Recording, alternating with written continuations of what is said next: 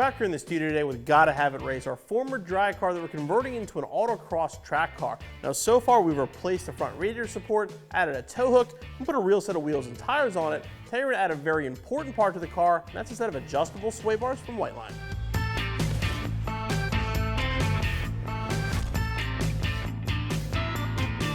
This Whiteline adjustable sway bar kit is going to fit your 2005 through 2014 Mustang. It features a solid 33mm front bar and a solid 27mm rear bar. This is a complete kit with almost all necessary hardware for installation, and not only is the sway bar adjustable as far as the mounting location, it also includes adjustable end links so you can really dial this in for your application. Some of the cool features of the Whiteline kit are this alloy lateral lock kit, which will keep the bar from moving side to side, and their bushings. The bushings feature a unique center section that does not require any sort of grease. So these are maintenance-free, noise-free, and friction-free, makes for a much cleaner installation.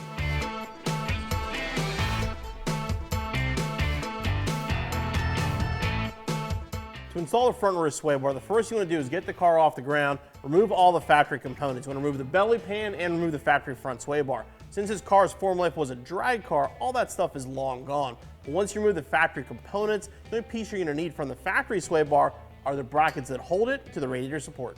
Whiteline includes two different bushings for your front mounting brackets, depending on what bracket you have, basically what year your car is. In our case, our factory brackets are gone. We're using an aftermarket one, which will use the small one. We'll grab whichever one fits the bracket that you have and discard the others. We're going to start by installing the bushings on each side of our new sway bar. We'll grab your factory brackets, put the bar up into place. What you're going to do here is lift it up,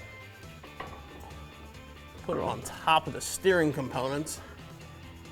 All right, put the bar up into place using the original bracket and original hardware and bolt it down.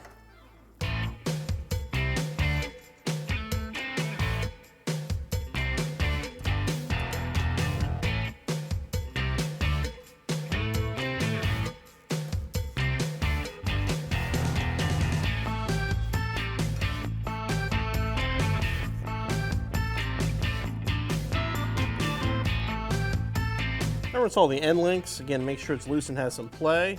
Put a washer on the inside here, other one on the outside.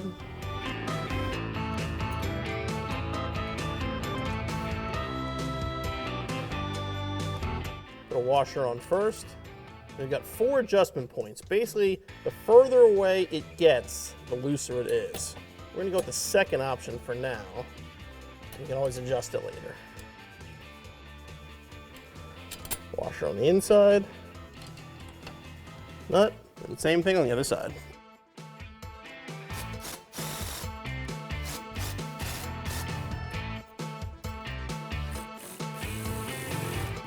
Now our front installation is finished, we can move on to our rear. Okay, with the front finished up, we're going to move on to the rear sway bar. First thing we have to do is remove the factory piece.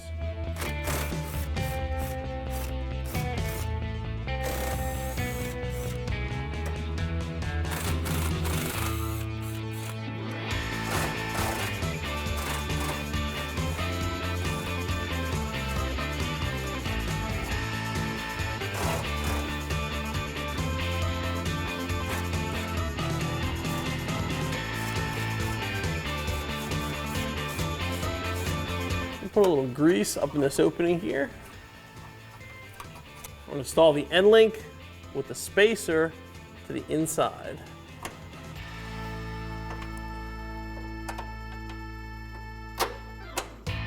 Sets through, install the nut and washer. Just leave it hand tight for now and then repeat the process on the other side. And the next step you'll definitely need a hand for, but what you're going to do, this is going to go over here. And these brackets go on the bottom, and the sway bar will bolt to that. These are the brackets for the bushings. I'm going to grease the inside of these. And what we're going to do now is we're going to hang the sway bar on the end link to make it easier to kind of rotate it up into place. They have 4 mounting holes. Basically, the further you get away, the looser it's going to get. So we're going to start with the second hole.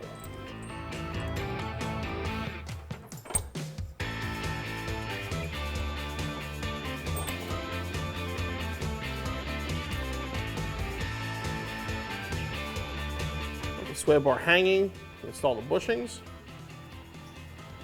The inside of these does not need to be greased. Put the bracket on here.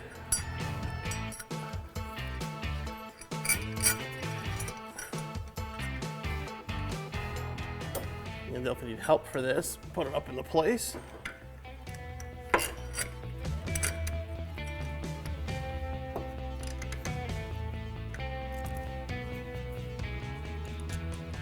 And loosely install the hardware.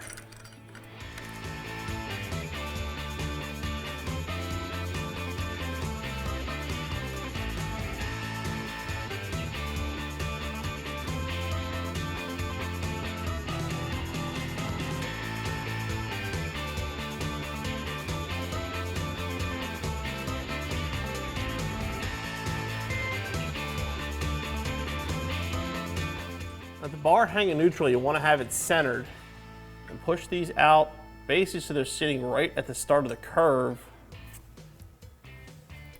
Make sure your gaps are all even. You can tighten everything down.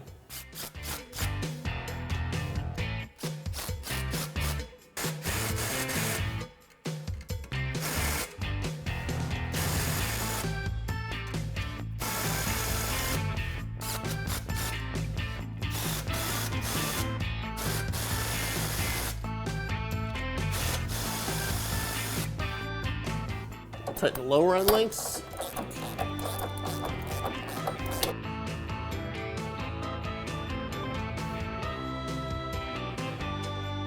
And tighten down the upper bracket.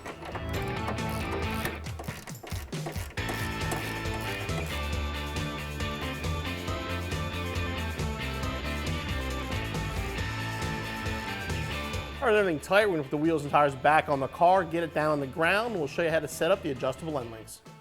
Now, before we get into the actual adjustment, I will say that right now with the suspension we have on this car, it's overkill to have adjustable sway bar end links because we're not gonna be able to set it up properly until we actually lower it on coilovers and get the ride height that we want. But basically how you wanna set the end link up is you wanna basically get the bar in a neutral location and get it that there's no preload on the bar whatsoever. That basically it's nice and soft on both sides. So basically this is neutral here where I can actually move everything in and out. What you want to do is basically get it right where it's neutral with zero preload, then tighten them up and do the same thing in the back. You want to have zero preload, basically a neutral setting. Again, in the back of this car, it's probably going to be a little bit too long. You can use the stock end links as a starting point, and again, just set it up for zero preload and your installation's finished. Just having a front sway bar and gotta have a race is gonna make a huge difference in driving this car. The adjustability of the Whiteline sway bars is gonna be huge down the road, especially when we add proper suspension components and get this thing at a proper ride height. As far as installation goes, all you need is basic hand tools. Give yourself about 3 hours or so and you're back on the road in no time.